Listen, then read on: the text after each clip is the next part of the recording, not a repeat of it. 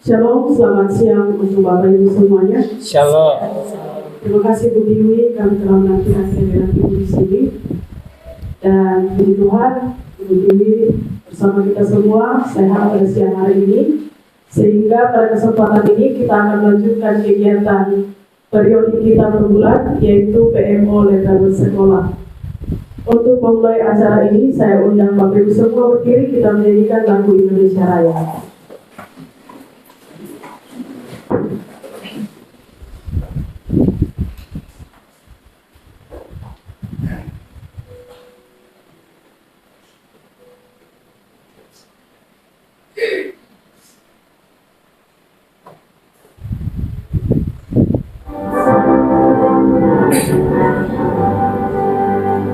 Indonesia tanah airku, karena tumpah darahku. Di sanalah aku berdiri, jadi pandu ibuku. Indonesia kebangsaanku, bangsa dan tanah airku. Marilah kita berseru, Indonesia bersatu. Hiduplah tanahku, hiduplah negeriku, bangsaku, rakyatku semuanya.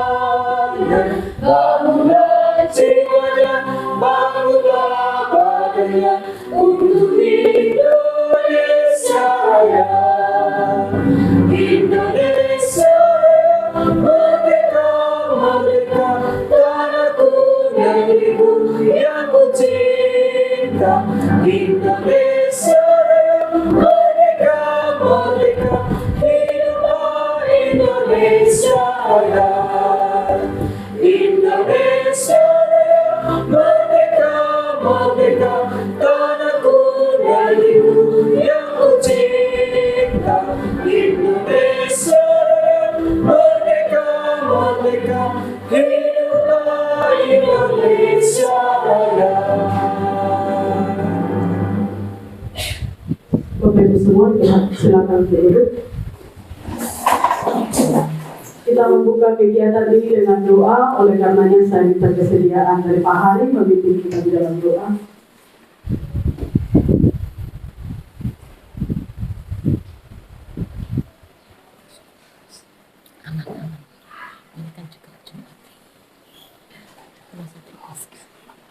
Bapak Ibu, mari kita berdoa, kita berdoa. Bapa di dalam nama Tuhan Yesus Kristus, kami bersyukur Tuhan siang sore hari ini Tuhan, kami boleh berada di dalam ruangan ini Tuhan, untuk kami memulai seluruh kegiatan kami PMO Letter Sekolah saat ini. Kami percaya hadir bersama-sama dengan kami, menolong dan memberkati kami semua Tuhan, sehingga kegiatan hari ini berjalan dengan baik sesuai dengan kehendak dan rencana Tuhan, mengurapi dan memberkati semua kami Tuhan. Demi Kristus Yesus Tuhan dan Juru Selamat kami yang berdoa kepada Bapa di surga. Haleluya. Amin. Kita akan mendengarkan kata sambutan dari Ibu Tiwi kepada Ibu Tiwi dan bersilakan.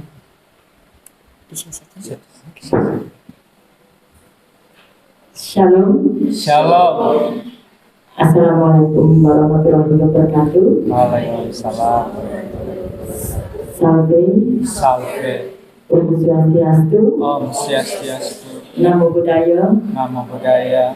Salam Pancasila. Salam. Sehat, salam sehat. Salam sehat selalu. Jawabnya sehat selalu. Baik, terima kasih. Terpaksa saya juga harus menyampaikan 5 salam karena itu suatu keharusan. Walaupun kita semua tahu yang ada di sini hanya satu ragam saja. Dan yang saya hormati Bapak Kepala Sekolah, yang saya hormati Bapak Ibu Wakasek, serta Bapak Ibu Guru yang saya cintai juga. Pertama-tama patut kita panjatkan puji dan syukur atas kehadiran Tuhan Yang Maha Kuasa, karena berkatnya kita semua dapat dikumpulkan dalam satu ruangan ini untuk melaksanakan kegiatan PLO level sekolah. Terus terang Bapak Kepala Sekolah, saya senang karena hari ini saya bisa bersama-sama di sini dalam mengikuti kegiatan ini. Dan saya minta maaf kalau di kegiatan yang pertama, PLO yang pertama, itu saya tidak bisa hadir.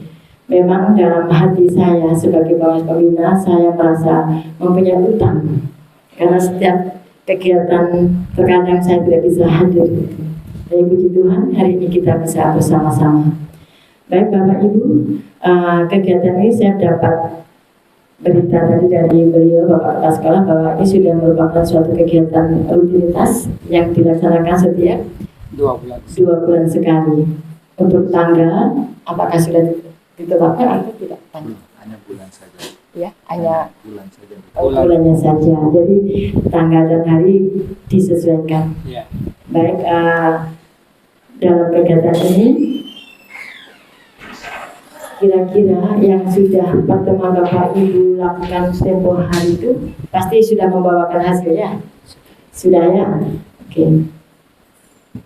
Mungkin di sini keadaan saya mendampingi atau saya membersamai Bapak Kepala Sekolah bersama Bapak Ibu semua dalam kegiatan ini. Jika nanti ada hal-hal yang perlu untuk kita diskusikan, mari kita sama-sama diskusikan untuk mencari kesepakatan bersama. Mungkin itu saja yang dapat saya sampaikan dalam kegiatan ini. Saya serahkan kembali kepada Ibu pembawa acara. Terima kasih. Sampai. Salve. Shalom. Shalom. Assalamualaikum warahmatullahi wabarakatuh. Waalaikumsalam. Om Santi Santi Santi Hom. Om Santi Santi Santi. Namo Buddhaya. Budaya. Salam kebaikan. Salam kebaikan. Minta maaf.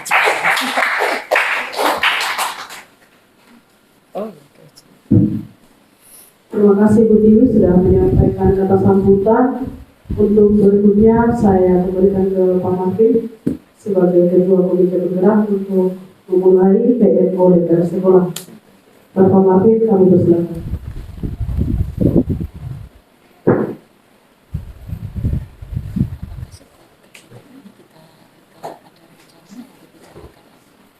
Ya, jadi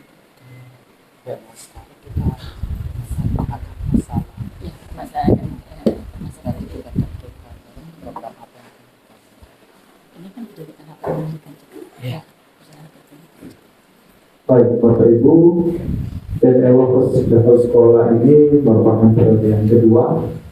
Periode yang pertama yang kita laksanakan di awal bulan Juni, kita sudah sepakati untuk melaksanakan menjadi topik kita itu adalah pembelajaran berdiferensiasi dikhususkan untuk peserta didik yang berkebutuhan khusus.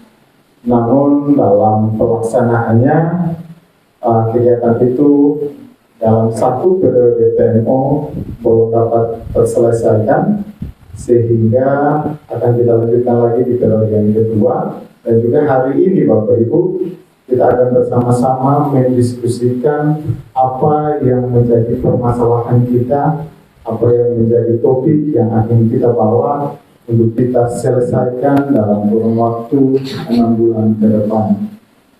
Jadi kita akan mulai untuk kegiatan PMO kita hari ini.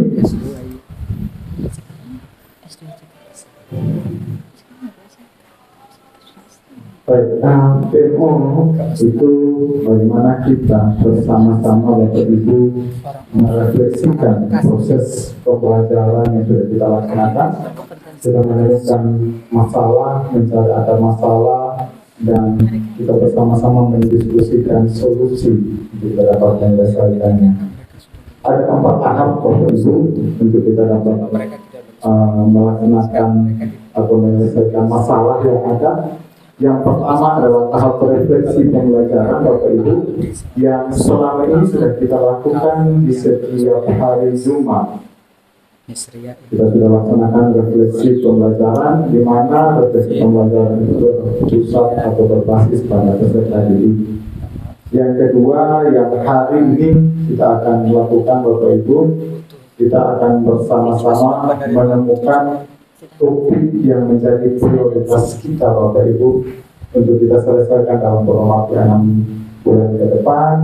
Kita akan menemukan akar masalah, kita akan menyepakati rencana solusi yang akan kita laksanakan, dan sampai pada tahap akhir kita akan melakukan implementasi dan juga mengevaluasi.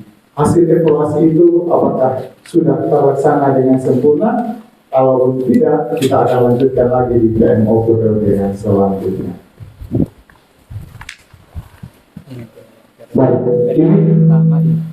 ini adalah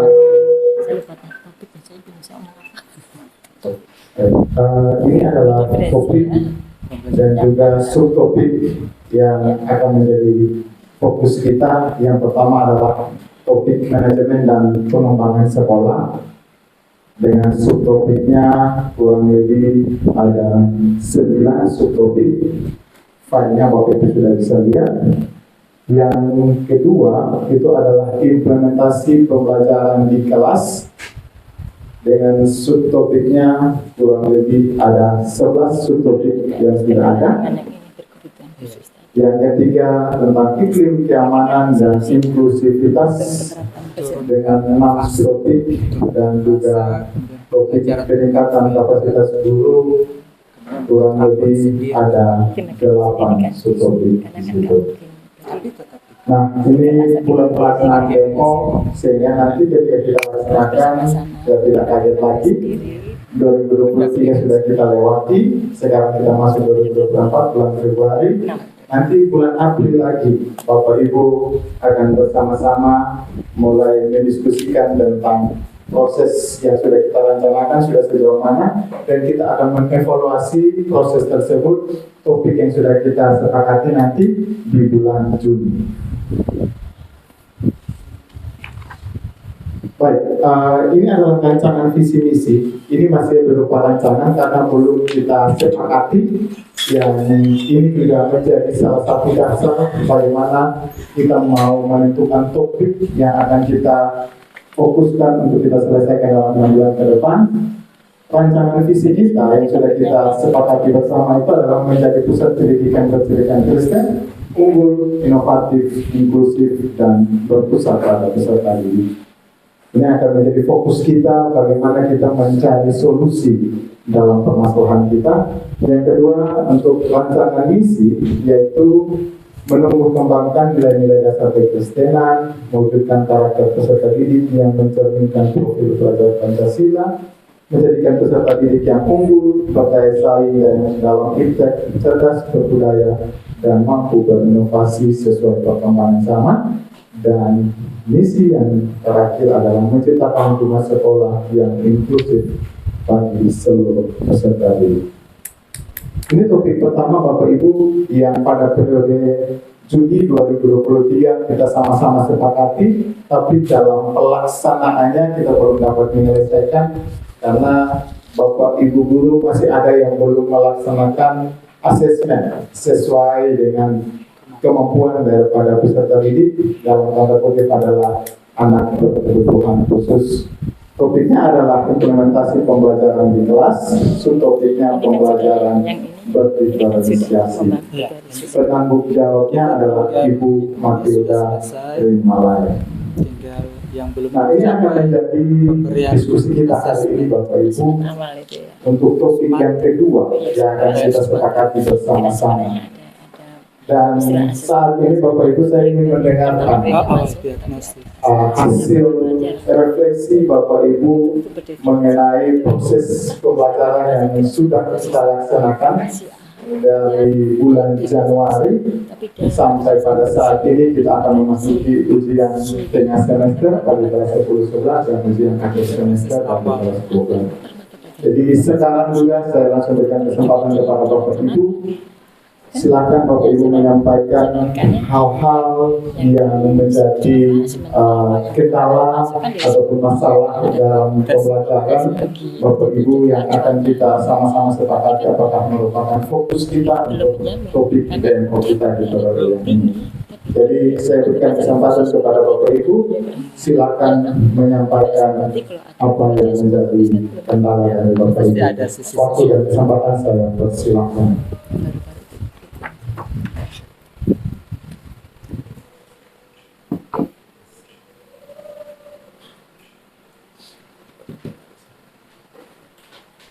Mari silakan Bapak Ibu Guru, kita aktif dalam pertemuan ini. Bapak berharap bisa semua fokus dengan apa yang akan sementara kita kerjakan hari ini. Untuk hal-hal yang lain yang tidak dalam materi atau apapun mohon dikesampingkan dulu. Mari kita fokus apa yang ditanyakan oleh Pak Malvi, bagaimana untuk masih fase 1 pertama dulu ya Pak ya. Mari.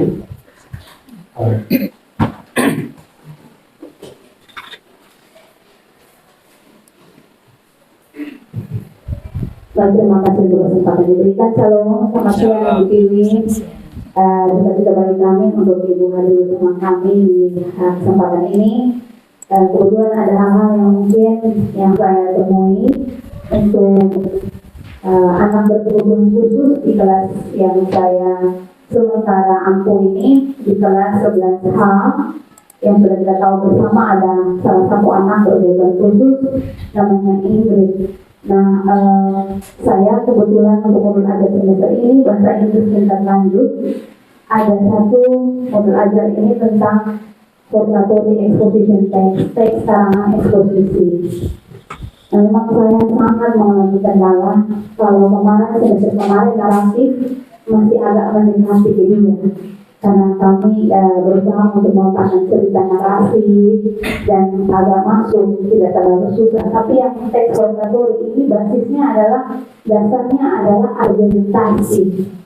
Dan jujur saya rasa kesulitan sekali menghadapi kelas ini karena bukan anaknya yang sangat terbatas, kita sudah tahu kemampuannya, tapi cara manajemen kelas ini sangat terbatas Ibu, karena anak-anak, sebagian besar anak-anak di kelas ini memang anak-anak yang memiliki karakter juga yang tidak bisa diam, ribut, dan ini memang sudah saya beberapa kali sharing dengan guru mapel lain di kelas tersebut. Jadi kita fokus ke Inggris, mungkin teman-teman yang lain juga mengembangkan atau mereka mengalami ini juga.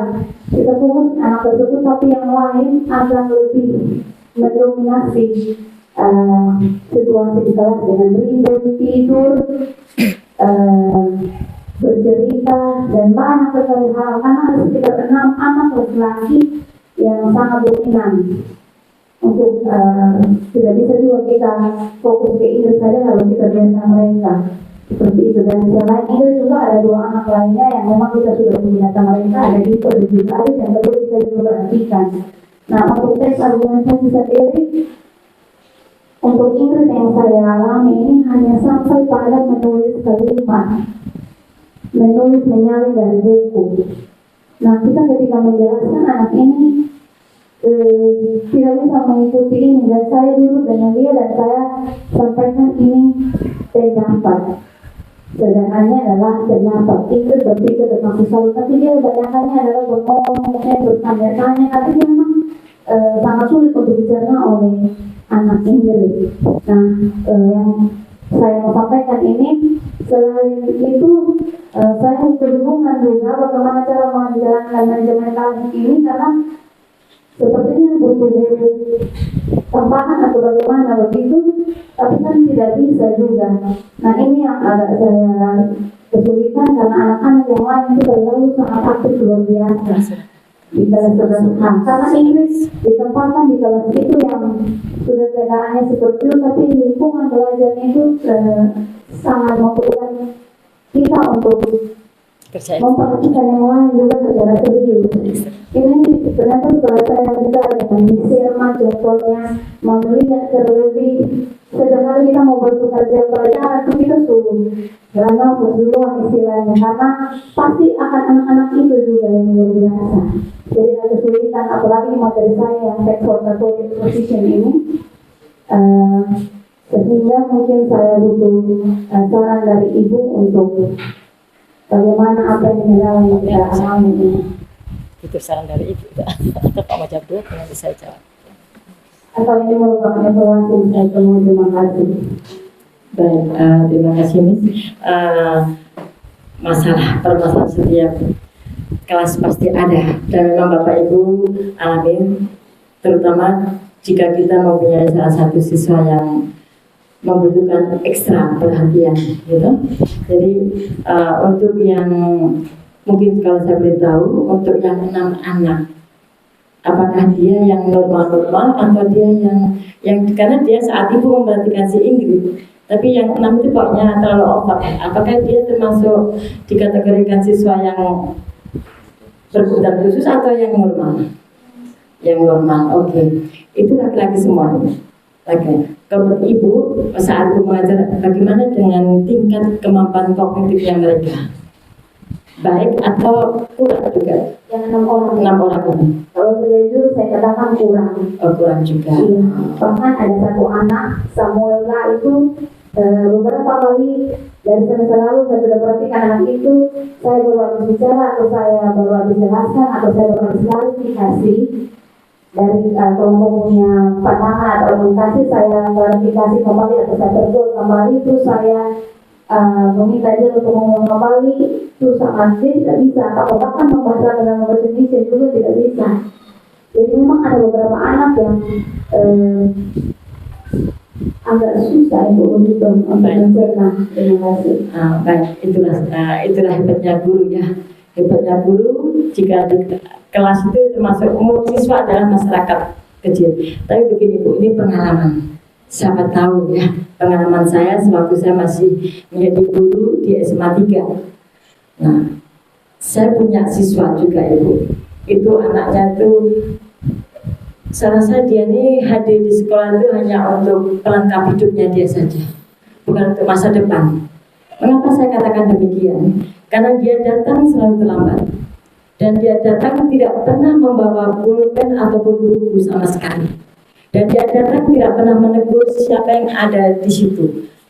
Minta maaf saya selamat siang kucing, selamat, tidak. Dia datang langsung seperti dia punya rumah. Jadi ada guru, bahkan kepala sekolah pun dia tidak anggap. Dia datang masuk dan duduk paling belakang. Nanti kalau saat suruh diskusi, dia tuh bersikap yang aneh-aneh. Nah, kebetulan waktu itu dia sudah saya dijadikan wali kelas di kelas itu. Kebetulan sekali saya perhatikan. Saya tanya ke teman-temannya, apakah dia ini kalau setiap hari datang selalu terlambat, apakah hanya di mata pelajarannya saya?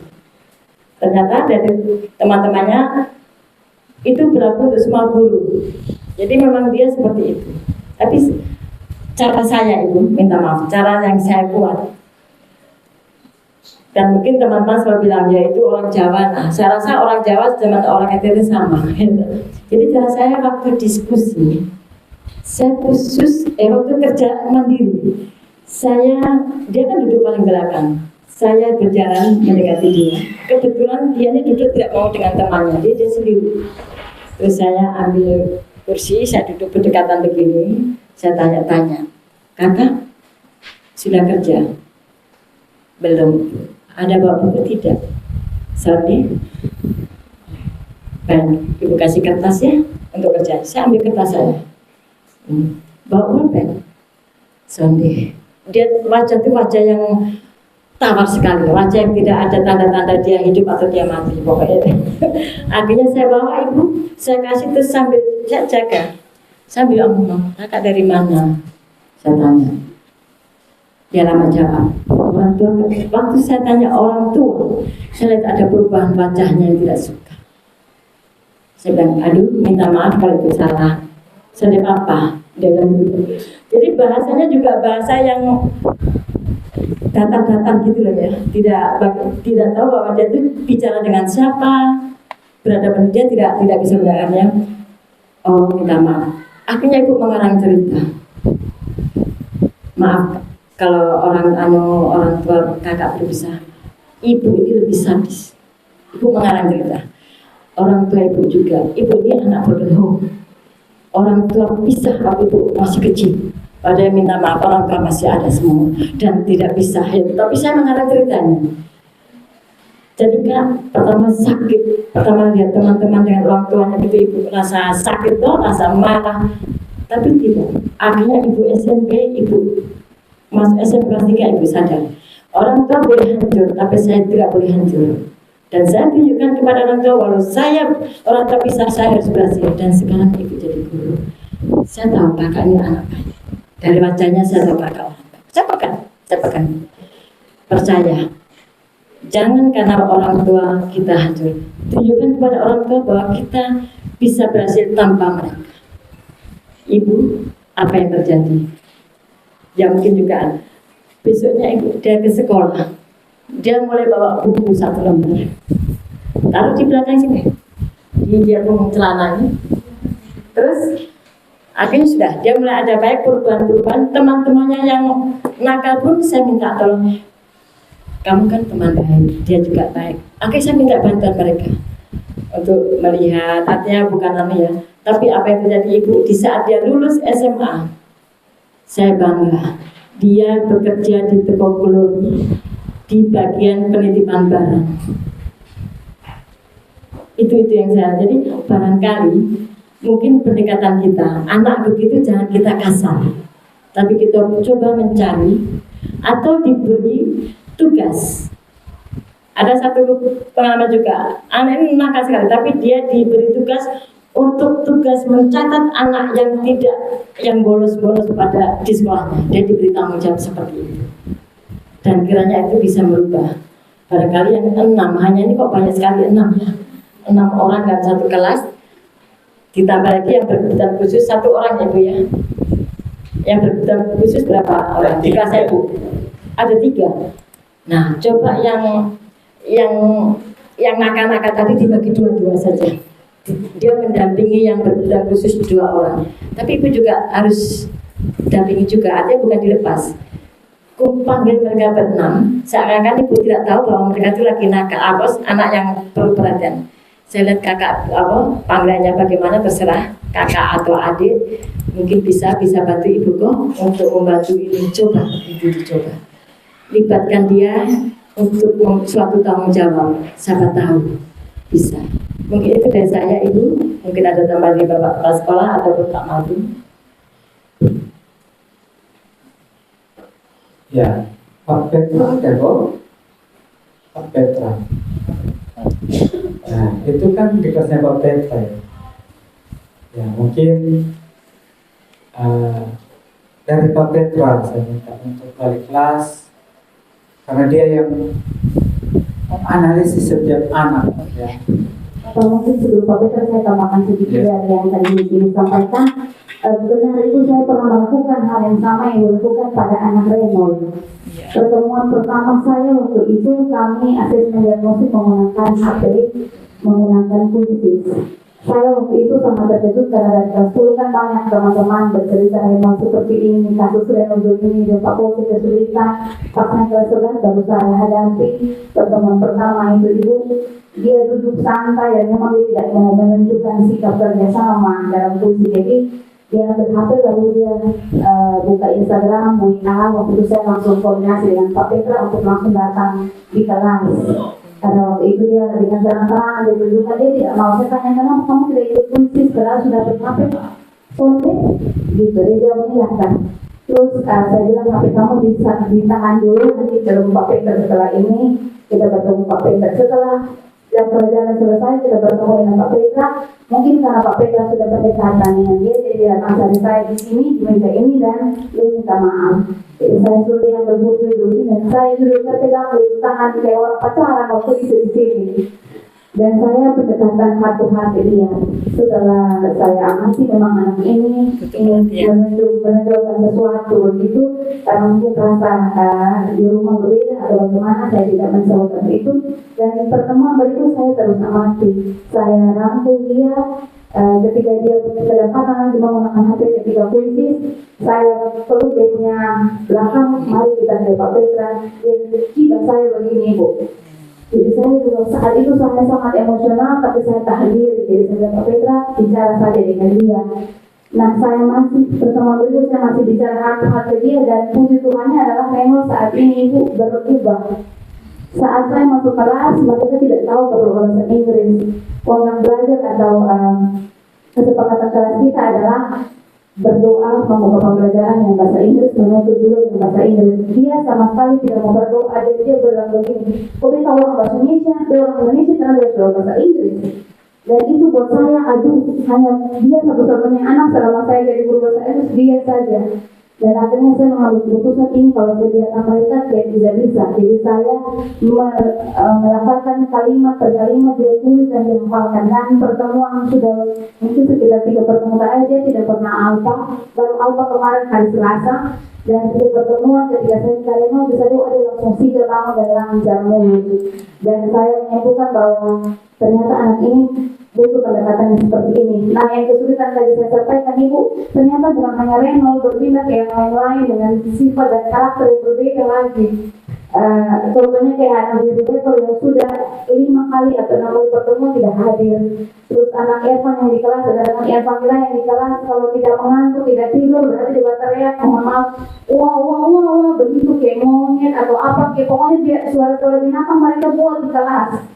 Suara panggil anjing, kuku-kuku, begitu juga pakai lidah. Jadi itu kayak memancing kita untuk marah, memancing kita untuk membuat mohon maaf beransing lidah. Dan itu berpindah dari satu anak ke satu anak. Ketika saya tegur yang panggilan, nanti pindah lagi di Dito. Begitu, jadi Dito ini ibu anak ABK, tapi dia terpengaruh oleh teman-teman yang sebagian besarnya mendominasi ini, perilaku ini kurang baik. Nah, Adit tenang, jadi saya memang harus kesulitan di situ. Reno sudah aman bagi saya sekarang, berpindah lagi ke anak-anak lain yang kalau tidak tidur berarti buat ulang. Itu sudah Ibu. Mungkin pendekatan yang diubah Ibu, pendekatan diubah. Anak SMA kalau ditegur di depan temannya, dia malu, kompensasinya dia begitu. Coba biarkan mereka yang seperti itu, terus nanti kalau saat keluar panggil, coba panggil di sini atau di mana yang orang lain tidak tahu, tanya mengapa begitu. Mungkin ibu punya cara ngajar ibu tidak baik atau kamu buat begitu. Pendekatan seorang mama ke anak, coba ibu lakukan untuk yang siapa tadi yang masih 5 atau 6 tadi ya.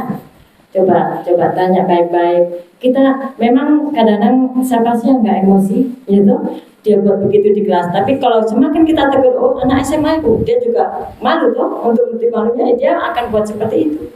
Ya mungkin coba kita jangan tegur di kelas dulu. Kalau tadi yang saya berikan, saya ke belakang ngomong berdua saja, jadi teman-teman tidak tahu. Coba itu juga dipraktekkan. Kalau memang itu sudah ditempuh juga tidak bisa, mungkin perantika atau kalau memang guru dan wali kelas bisa tangani, jangan lagi BK, jangan lagi melibatkan bapak kepala sekolah, cukup juga jangan. Tangani dulu, ibu bekerja sama dengan wali kelas. Itu mungkin saran saya. Terima kasih. Terima kasih Bu Lili. Kalau saya mungkin hanya kembali pada basicnya tentang Inggris. Seperti yang sudah kita ketahui, seperti kita sudah IHT, sudah kita sepakati bahwa fasenya diturunkan, kemudian metodenya juga mungkin lebih berbeda pada anak ini karena mereka fasenya masih fase A, ya kan? Karena mereka atau dia masih di fase B. Jadi kalau kita memaksakan sama dengan yang lain, maka itu tidak bisa, karena memang kita sudah tahu hasil tesnya juga memang kemampuan dia itu masih kemampuan anak SD misalnya. Jadi mungkin dia punya penugasan, dia punya metode kepada dia itu mungkin membuat lebih sangat amat sederhana dibandingkan dengan teman-teman yang lain. Mungkin kalau saya mengingatkan itu saja kepada teman-teman yang mengajar, yang mendapatkan anak-anak berkebutuhan khusus, jadi sambil tetap menangani yang lain, tetapi jangan terlalu juga fokus kepada anak berkebutuhan khusus karena kita memberi standarnya sama atau tidak sesuai standar dia. Turunkan fasenya, bentuknya juga mungkin gambar atau apa, jadi mungkin lebih fleksibel di situ. Mungkin saya mengingatkan apa yang sudah kita lihat dan menilai. Baik, terima kasih Bu Leli dan Bapak-Bapak. Jadi yang disampaikan Ibu Leli itu sebenarnya masuk dalam topik satu yang kita sudah laksanakan di periode yang lalu, tapi masih kita lanjutkan di periode yang ini untuk pembelajaran berdiferensiasi. Jadi solusinya ketika anak yang berkebutuhan khusus itu yang pertama kompetensinya kita turunkan, level kognitifnya itu kita turunkan. Kalau memang tidak sampai anak itu, berarti kontennya, materinya kita turunkan. Tapi kalau memang tidak bisa dicapai juga, kita sampai di yang akhir adalah fasenya, kita pakai fase level bawah. Jadi solusinya seperti itu, sehingga seharusnya di semester yang 2 ini kalau memang fasenya turun, modul ajarnya pasti akan berbeda Bapak Ibu.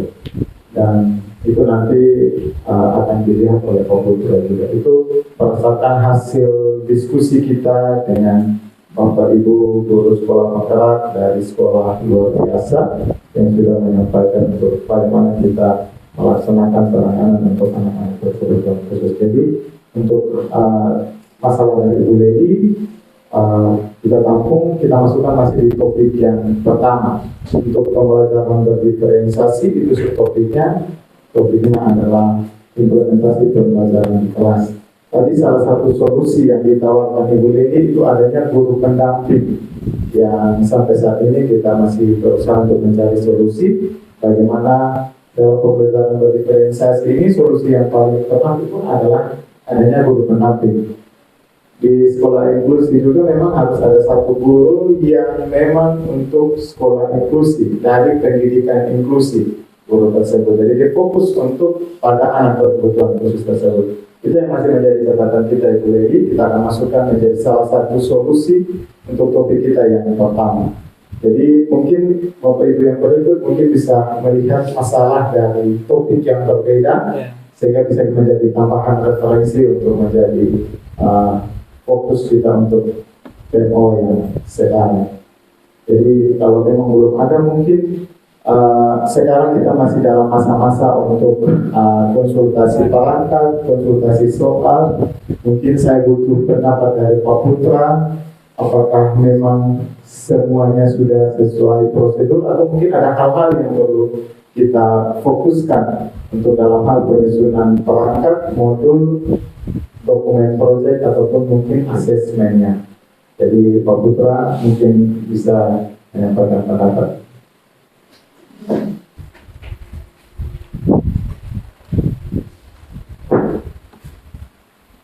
Terima kasih Pak Martin terkait dengan administrasi guru.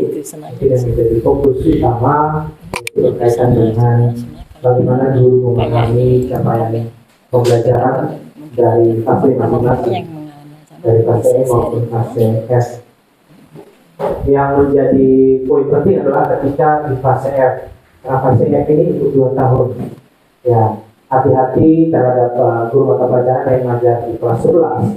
Karena ada yang saya dapati, ada guru yang sudah menyusun untuk kelas 11 itu secara keseluruhan fase F. Jadi saya sampaikan dibagi materinya. Karena nanti kalau selesai semua di kelas 11, kelas 12 bingung mau buat apa. Karena sudah fasenya sudah dicapai dalam 1 tahun, yang harusnya 2 tahun. Jadi itu yang perlu diperhatikan, dan apapun yang ada di dalam fase itu hukumnya wajib. Fase dari CP bilang apa, itu kita harus ikuti. Tidak bisa bilang kita tidak punya kompetensi untuk itu, jadi tidak mau mengajar bagian itu. Itu tidak bisa. Itu yang menjadi acuan kita. Apa yang diminta di fase wajib diikuti. Yang berikut lagi menjadi poin penting juga ketika kita melaksanakan penilaian dalam bentuk sistemnya rubrik. Yang sering kita lakukan adalah membuatkan rubrik. Ini yang menjadi catatan. Ketika rubrik yang kita lakukan ini penilaiannya secara teknis, lebih kepada skill, lebih kepada performa, maka itu dibuat secara terperinci, tidak bisa menggunakan list. Karena misalkan saya ambil contoh, kita mau perform penyanyi misalkan, yang pertama mau dinilai adalah keseragaman busana. Oke, kita bisa buat penilaian list yang keseragamannya itu misalnya dari atribut topi, baju, celana dan lain sebagainya. Kita bisa buat rubriknya, dapatkan poin maksimal 4 ketika 3 poin itu semuanya dilakukan. Poin dapat bobot 3 ketika hanya 2 poin dan seterusnya. Tapi kalau berhubungan dengan teknis, seperti dia perform, tidak bisa kita menggunakan list. Misalkan ekspresi harus baik, suara bagus, dengan detik kompakan dalamnya, misalnya kalau nyanyinya tim atau seperti paduan suara, itu tidak menggunakan list. Nah, ekspresi yang seperti apa yang dikatakan bagus? Kalau dia hanya berekspresi, menurut dia sudah bagus, dia wajib dapat poin. Tapi kalau dia kita buatnya rubriknya lebih terperinci, ekspresi itu menjadi satu indikator penilaian. Tidak lagi kita gabung dalam satu satuan, tidak bisa pakai itu. Saya sempat dengan beberapa teman, saya contohkan misalkan saya praktek bernyanyi, saya nyanyinya karena indikator penilaiannya tadi yang penting ada ekspresi bagus, terus bisa menampilkan atau bisa membawa lagu, dan yang berikut kompak. Ya, itu yang mau kita nilai tanpa ada deskripsi secara panjang. Jadi kalau anaknya nyanyi seperti lagu Kidung Jemaat Kami Puji dengan Teriak, dengan ekspresi seperti saya, mungkin kalau teman-teman mau lihat, dia nyanyinya gini, kami puji dengan teriak di kawah yang besar bagi Tuhan dan seterusnya. Dia sudah berekspresi, ekspresinya datang, tapi yang penting sudah berekspresi. Dia sudah menampilkan, dia sudah bernyanyi. Ya, karena kalau secara penilaiannya kualitas berarti tidak bisa kita lakukan list. Ya, harus dilakukan rubriknya rinci untuk setiap indikator penilaian. Itu yang perlu diperhatikan oleh Bapak Ibu Guru sekalian, dan semakin banyak indikator penilaian semakin bagus. Itu menandakan anak itu lebih dari apa yang mau kita nilai dari mereka. Itu yang harus kita perhatikan bersama berkaitan dengan bakat. Secara garis besar itu Pak, terutama dalam hal bagaimana guru memahami apa yang diinginkan oleh CP sehingga turunan ke dalam sampai kepada penilaian, masuk ke dalam rubrik itu bisa diatasi dengan baik. Terima kasih Pak. Baik, terima kasih Pak Putra. Pak Putra, Bapak boleh bertanya, setelah Bapak melakukan beberapa kali, kita sudah masuk tahun kedua, ya. Kemudian sekarang sudah batas terakhir untuk pengesahan kurikulum. Nah, dari tahun pertama sampai tahun kedua ini, apakah Bapak masih menemukan hal-hal yang sama kesalahannya, ataukah hal-hal yang krusial kesalahan dalam pembuatan modul, sehingga menurut Bapak apakah untuk pembuatan modul itu masih perlu lagi Pak untuk ada IHT, atau masih perlu ada lagi gitu ya? Ini masih jadi masalah Pak misalnya, ataukah dari 47 dari 44 Pak tinggal sekian persen yang masih keliru-keliru, ataukah masih di atas 50% yang keliru-keliru? Artinya berarti itu masalah, dan itu bisa diangkat menjadi satu persoalan, dan sehingga kita bisa merancangkan program untuk mengantisipasi atau mencari solusi. Nah, saya sendiri pengen tahu dari Bapak dan Pak Putra sebagai wakil kurikulum, setelah memeriksa, anggaplah sudah 3 kali memeriksa, karena kan semester ganjil, semester genap, dan sekarang masuk semester ganjil, sudah 4 kali, ya betul ya, 4 kali ya, 4 kali. Nah, apakah masih ditemukan masalah-masalah serius, masalah-masalah krusial, masalah-masalah pokok yang masih berulang begitu? Artinya kalau masih berulang, artinya kan pemahamannya belum, sehingga kita perlu melakukannya. Ataukah menurut Bapak sudah cukup Pak, mungkin hanya 1-2, jadi secara personality juga bisa teratasi atau tertangani? Mungkin boleh Bapak jawab, silakan. Baik, terima kasih Bapak. Berkaitan dengan itu, mungkin yang menjadi krusial ketika tahun kedua dan tahun ketiga, karena memang walaupun ada hakikatnya guru sudah bisa menyelesaikan itu, tapi dalam hal K13 dengan kurikulum Merdeka yang menjadi titik sebenarnya untuk bagaimana tercapainya itu tercapai, bagaimana guru bisa menerjemahkan CP itu menjadi TP. Nah, itu yang menjadi persoalan, walaupun sebenarnya ini minoritas Bapak. Ya, terutama untuk guru yang baru membuat perangkat dengan menerjemahkan CP menjadi TP, biasanya guru kelas 11. Nah, beberapa yang masih kendala, dan juga yang tadi seperti yang saya sampaikan Bapak, ada yang menganggap CP fase F ini sebagai CP yang diajarkan di kelas 11. Makanya sebelumnya saya sempat sampaikan ke beberapa teman untuk memperhatikan kembali itu dan tidak mengambil semua bagiannya. Itu nanti dibagi. Secara keseluruhan di bawah 50% bagi mereka, tapi menurut saya perlu kita cari solusi lagi, karena di tahun ajaran berikutnya ini teman-teman yang mengajar di kelas 12 akan masuk ke kurikulum Merdeka juga. Dan ini bagi yang hanya mengajar kelas 12, ini pertama kali bagi mereka untuk bagaimana bisa menerjemahkan apa yang diinginkan dari kurikulum Merdeka.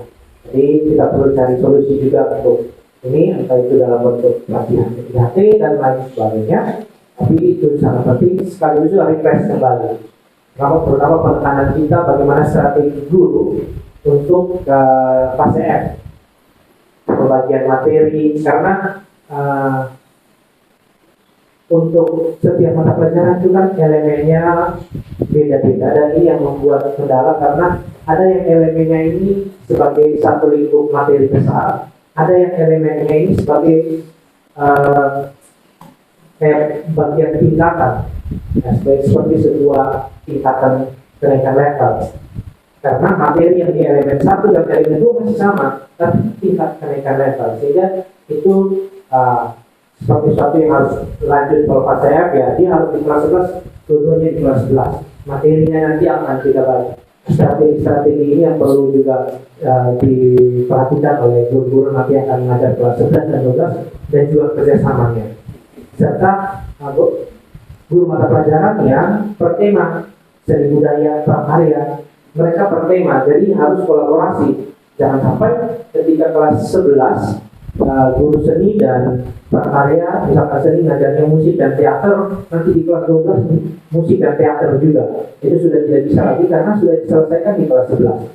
Temanya harus berganti, sehingga perlu adanya kolaborasi, ada kerjasama, dan untuk kelas 11 dan 12 itu memang guru mata pelajaran yang akan mengajar itu harus saling komunikasi terkait dengan materi, pembuatan modul dan lain. Itu mereka harus saling komunikasi biar jangan ada misi atau ada kesalahan nanti dalam penentuan materi atau penentuan tema yang akan diajar.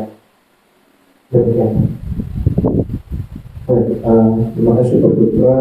Jadi masalahnya sudah kelihatan di sini tentang penyusunan modul ajar berkaitan dengan penurunan CP menjadi CP, ATP, dan sampai pada rubrik penilaian yang harus lebih terperinci lagi.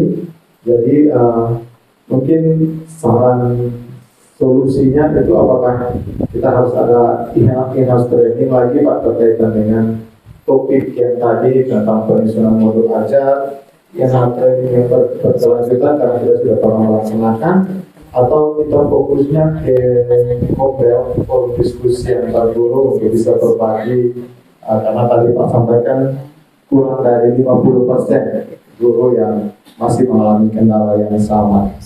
Itu Pak, mungkin kira-kira solusinya yang bisa kita laksanakan itu seperti apa? Apakah harus ada IHT lagi untuk topik yang tadi, atau kita hanya fokus saja di compare dalam forum diskusi antar guru saja yang kita lebih tingkatkan? Baik, terima kasih Pak Makin. Kalau dari saya mungkin lebih kepada loka karya saja, sehingga tidak saja hanya dapat sesuatu, tapi langsung dibuat sesuatu.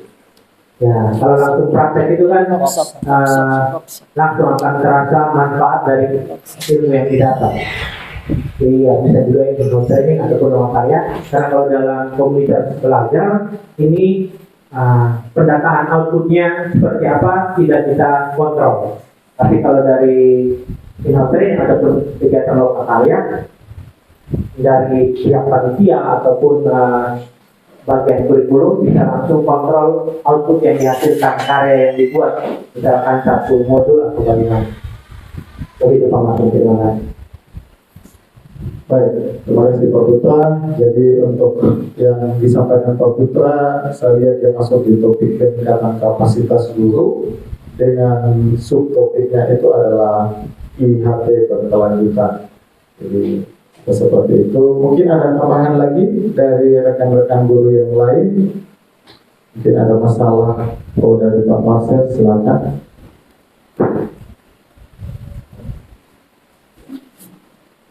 Baik, terima kasih. Untuk saya terkait dengan pelaksanaan pembelajaran berdiferensiasi, memang selama ini sudah berjalan, tetapi memang ada kendala-kendala tertentu yang kami hadapi juga sama dengan apa yang disampaikan Mobil tadi. Kemudian kaitan juga dengan apa yang tadi disampaikan oleh Pak Putra, memang benar ini satu kendala kami dan juga saya alami, saya tidak terpikirkan sebelumnya kaitan dengan perbedaan materi yaitu kelas 11 dan 12. Karena ternyata kelas 11 dan 12 itu kontennya sama. Artinya bahwa kita harus pikirkan baik-baik pembagian materi antara kelas 11 dan kelas 12. Jangan sampai materi kelas 11 itu misalnya topiknya sama, kami sudah ajarkan semua, jadi ke kelas 12 tidak bisa buat apa-apa. Nah, ini yang perlu menjadi catatan masukan untuk kami. Untuk IHT, lokal karya tadi yang disampaikan Pak Putra, ini menjadi masukan. Kemudian yang kedua, kaitan dengan ini juga, misalnya ada hal kecil yang saya temukan juga, pemetaan tentang capaian pembelajaran terkait dengan elemen. Nah, misalnya Bapak Ibu bahwa untuk bahasa Indonesia katakanlah ada 4 elemen. Nah, 4 elemen itu apakah nanti pembagiannya itu dalam pelaksanaan, apakah pembagian materinya itu dalam bagian elemen ataukah seperti apa? Sehingga memang buatannya adalah pelaksanaan kita di satuan pendidikan dalam hal ini, bagaimana kita menyatukan apa yang harus kita lakukan. Kemudian yang kedua, berkaitan juga ada berbagai sumber buku yang sering kita temui sebagai bahan pembelajaran.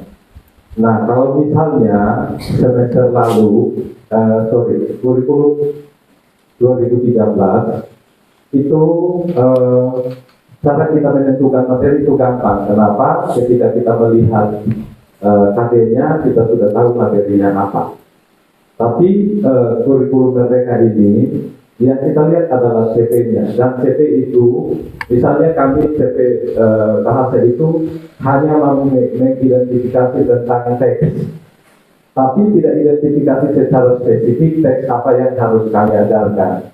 Nah, misalnya buku yang kita pakai itu juga ada buku lain yang materinya berbeda. Nah, bagaimana kita bisa menentukan ini? Apakah dari kita sekolah ataukah ada hal tertentu yang harus menjadi patokan kita? Ini yang saya sampaikan kaitan dengan perkembangan tentang pengelolaan kelas dan kita sebagai guru. Terima kasih, saya kembalikan. Baik, terima kasih Pak Marcel. Tadi disampaikan untuk yang pertama tentang pembagian CP untuk CP fase F untuk kelas 12 dan kelas 12. Yang kedua tentang referensi materi yang akan digunakan. Jadi saya rasa itu mungkin masih connect juga dengan Pak Putra punya, sehingga itu bisa menjadi salah satu fokus kita untuk kita bisa mendatangkan pemateri yang bisa menjawab tentang permasalahan kita. Terima kasih Pak Marcel. Mungkin masih ada lagi tambahan dari Bapak Ibu, dari Pak Bayu, silakan.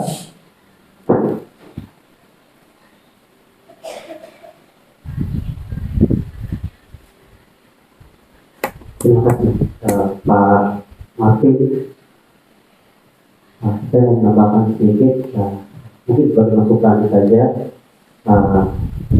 Selain ada lokakarya yang tadi disampaikan oleh Pak Putra, mungkin kita bisa cerita juga satu agenda evaluasi, macam evaluasi, karena pada saat kita merencanakan itu kan baru berubah berencana, dan dalam penerapan kita dalam kelas itu baru itu tindakan dalam kelas, sehingga apa yang kita lakukan terhadap anak-anak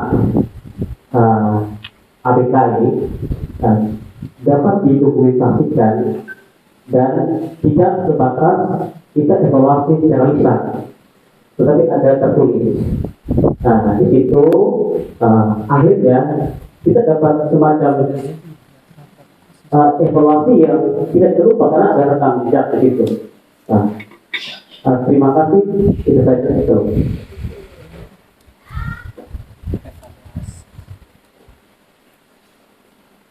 Baik, terima kasih Pak Bayu. Jadi Pak Bayu menambahkan sama untuk topiknya Pak Putra tentang harus ada evaluasi dalam setiap kali pemeriksaan, dan evaluasinya itu harus tertulis seperti itu supaya bisa diingat. Terima kasih Pak Bayu. Mungkin masih ada lagi hal lain yang perlu ditambahkan? Kalau tidak ada, mungkin dari Pak Bobi berkaitan dengan iklim keamanan sekolah dan inklusivitas, mungkin ada hal yang bisa menjadi fokus kita atau memang semuanya. Pak Bobi. Pak Bobi lagi pendampingan dengan proyek, berarti kalau tidak ada lagi Bapak Ibu, saya rasa kita sudah menemukan topik yang kedua berkaitan dengan topik peningkatan kapasitas guru, dengan subtopiknya itu adalah IHT berkelanjutan. Dalam pelaksanaannya kita mau melakukan IHT, lokakarya ataupun workshop yang bisa menjawab permasalahan yang tadi sudah dipaparkan oleh Pak Putra, oleh Pak Marcel, dan juga Pak Bayu. Jadi untuk hal ini mungkin kita bisa sepakati Bapak yang menjadi koordinatornya kira-kira siapa? Apakah langsung ke Pak Putra?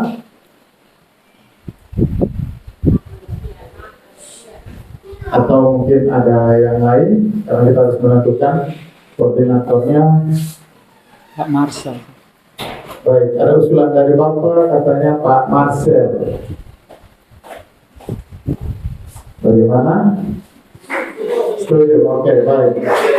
Pak Marcel akan menjadi koordinator untuk topik yang kedua tentang peningkatan kapasitas guru. Nanti Pak Marcel bisa sama-sama dengan saya, Bapak, dan juga Pak Putra, bagaimana kita bisa menyepakati durasi waktunya, kapan akan dilaksanakan untuk pelaksanaan IHT berkelanjutan. Baik, demikian mungkin dari saya. Mungkin ada tambahan dari Bapak dan Ibu Tiwi, saya kembalikan. Baik, kalau sesuai dengan anggaran untuk IHT itu nanti di bulan Juni, Pak. Juni, untuk mempersiapkan tahun ajaran baru. Itu IHT kita itu di bulan Juni dan di bulan Desember. Nah, artinya koordinator harus memikirkan langkah-langkah sebelum sampai di Juni nih. Kan kalau kayak kemarin tuh pembelajaran berdiferensiasi ada beberapa langkah. Yang pertama pendataan anak-anak berkebutuhan khusus. Itu range waktunya dari kapan sampai kapan. Kemudian menghubungi orang tua. Jadi sudah ada langkah-langkahnya Pak Marcel. Setelah itu menghubungi psikolog yang akan diajak kerjasama. Kemudian hasilnya disampaikan ke orang tua itu kapan? Setelah itu baru pelaksanaan IHT, mengundang narasumber dari sekolah SLB. Kemudian hasil pembuatan modul, kemudian penyusunan soal untuk anak berkebutuhan khusus. Dengan catatan saya ingatkan lagi, jadi untuk semester ini kita sudah sepakat anak berkebutuhan khusus itu soalnya sendiri. Ya, kita sudah sepakat ya. Kita sudah sepakat semester ini karena nanti mereka akan dibuatkan raport sendiri. Karena supaya ketika mereka lulus jangan sampai di perguruan tinggi, loh ini anak model begini, kenapa raportnya bagus begitu, padahal secara kognitif maksudnya ya, secara kognitif mereka tidak bisa ya. Jadi kita sudah sepakat. Nah, jadi Pak Marcel, Bapak mau sampaikan dari awal atau apakah kita perlu menambah materi lain karena ini IHT-nya terlalu jauh range waktunya mungkin. Karena harus ada kegiatan-kegiatan penunjang lain yang sampai ke IHT itu. Atau apakah saya juga setuju dengan penambahan topik iklim keamanan dan inklusivitas. Karena sekarang lagi sangat didorong untuk kampanye-kampanye anti-bullying. Kemudian, nah kita memang ada sudah lewat ya. Kita memang ada pemilihan duta toleransi, ada duta anti narkoba. Kita sudah melaksanakan itu. Ada duta anti narkoba belum ya? Anti narkoba sudah berbeda. Yang berarti yang sementara bergulir ini toleransi. Nah itu bisa masuk supaya ada langkah-langkahnya sampai terpilihnya duta toleransi. Jadi selain P5 atau itu apakah kita akan ambil di P5 ataukah itu di iklim keamanan? Sehingga itu dulu, nanti mungkin setelah itu selesai baru disambung dengan IHT untuk peningkatan kapasitas guru. Kalau hanya kita ambil satu kapasitas guru, maka apa yang akan dilakukan di antara sela sebelum IHT? Saya kembalikan pada Pak Mahfud. Itu pemikiran Bapak. Baik Bapak, untuk topik yang akan kita masukkan ini 2 topik maksimal. Salah satunya itu pembelajaran berdiferensiasi. Berarti tinggal 1 topik. Itu kan kita masih lanjutkan Bapak. Karena kemarin kita belum final karena sampai pada asesmen dan raportnya belum kita selesaikan. Yang kedua tadi diusulkan untuk IHT berkelanjutan. Kalau memang bulan Juni Bapak berarti sampai kita evaluasi PMO periode ini itu juga di bulan Juni. Apakah mungkin kalau awal bulan kita bisa laksanakan atau seperti apa? Atau memang kita pindah untuk ganti untuk IHT berkelanjutan ini kita ganti ke iklim keamanan dan inklusivitas. Atau bisa juga untuk fase sekarang, waktu sekarang sampai bulan April itu mungkin masih sampai di materi 1. Kan kita baru mau pembuatan soal dan kemudian baru rapor, berarti kan bisa selesai. Jadi nanti di PMO berikut kita akan mulai membahas untuk IHT-nya. Pas, tops. Ya begitu ya Pak Martin, Pak Marcel.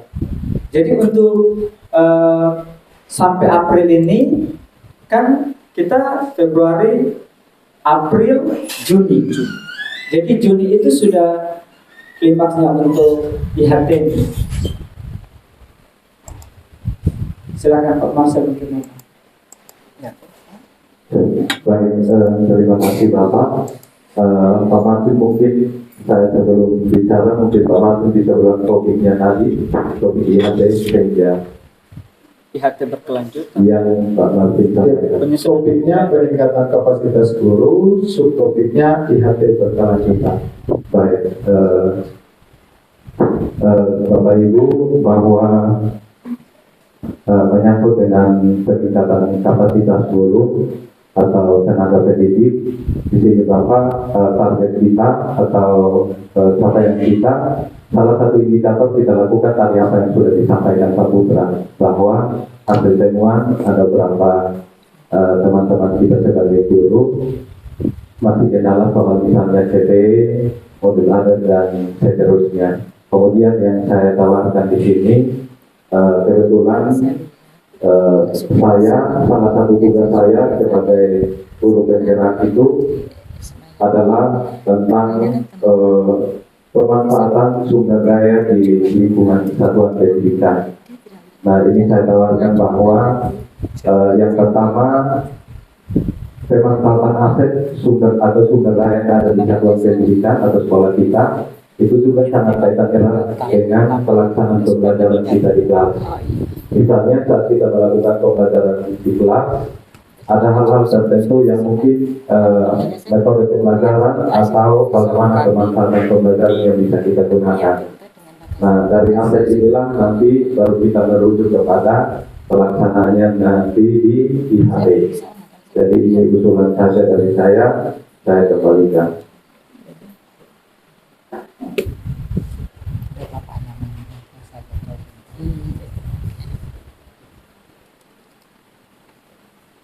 Baik, mungkin saya menambahkan ini karena tadi Pak Marsha juga, Pak Putra juga bicara tentang modul. Ada temuan mengenai teman-teman guru yang fasenya ya. Oke, itu sudah Pak Putra sama Pak Marsha sampaikan. Mungkin untuk Bapak Ibu ingat saja pengalaman baru-baru saya melakukan supervisi di beberapa sekolah.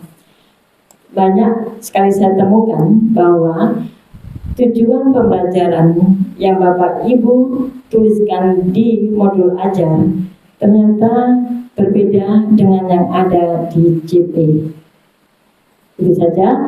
Oleh karena itu saya sekedar mengingatkan, mungkin Bapak Ibu nanti kalau membuat tujuan pembelajaran di modul ajar jangan terlalu menyimpang jauh. Kita lihat dulu CP-nya, di TP kemudian kita lihat di alurnya. Kan dari analisis CP kita temukan kompetensinya apa saja yang ada di CP itu, baru kita menentukan tujuannya. Itu mungkin yang bisa saya ingatkan untuk Bapak Ibu perhatikan. Mungkin nanti ke depannya kalau seizin Bapak Kepala Sekolah saya ingin melihat juga modul ajarnya Bapak Ibu. Terima kasih. Baik, terima kasih Ibu Tiwi. Dengan senang hati ya kalau Ibu Tiwi mau melihat kita punya modul supaya semakin baik. Jangan takut, justru dilihat supaya kalau ada kekeliruan bisa diperbaiki. Karena kita belajar dari kesalahan dan menjadi jauh lebih baik. Dan Pak Marvin, saya setuju untuk lakukan IHT ini, IHT berkelanjutan, karena teman-teman mungkin Pak Marvin ini hari terakhir dia pimpin rapat. Terakhir pimpin rapat untuk PMO sebagai koordinator komite pembelajaran, dan nanti akan digantikan oleh Pak Marcel.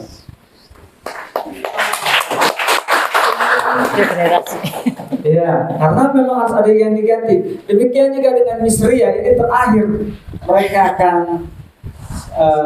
bersama-sama di KS nih. Jadi tapi masih ada hubungan, masih tetap jalan. Jadi teman-teman yang membutuhkan banyak hal, informasi atau apapun, Pak Marvin masih bisa toh? Masih bisa.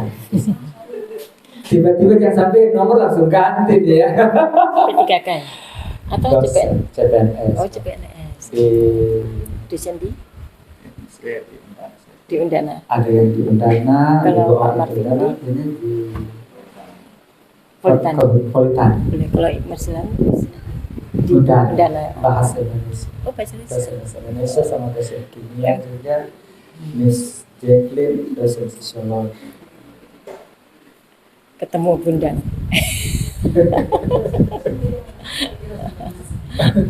Ya, jadi saya rasa sangat pas supaya guru-guru yang baru akan menggantikan juga mendapatkan pengetahuan.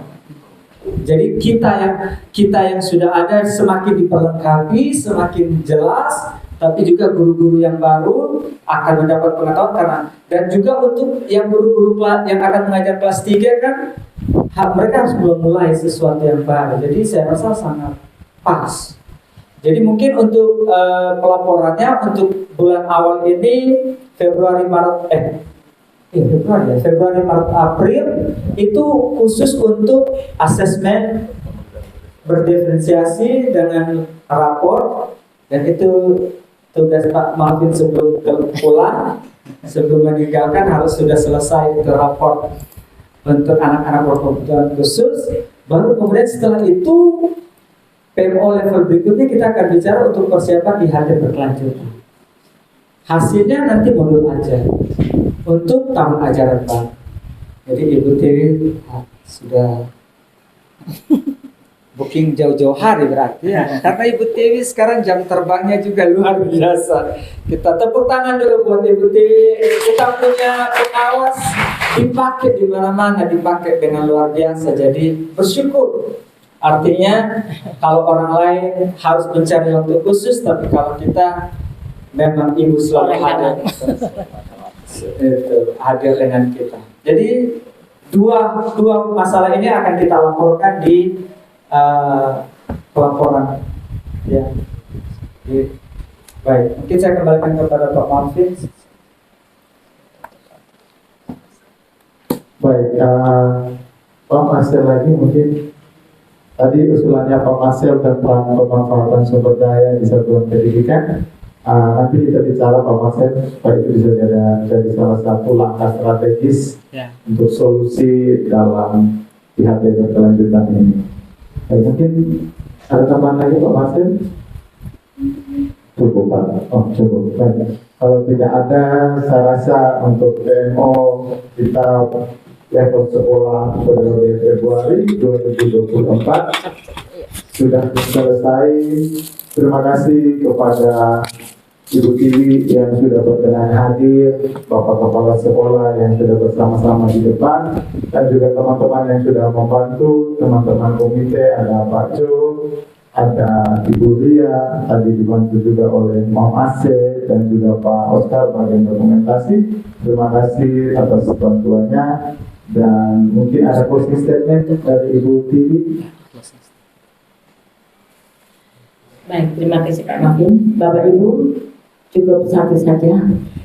Dengan ada PMO, kita saling mengungkapkan apa yang kita rasakan.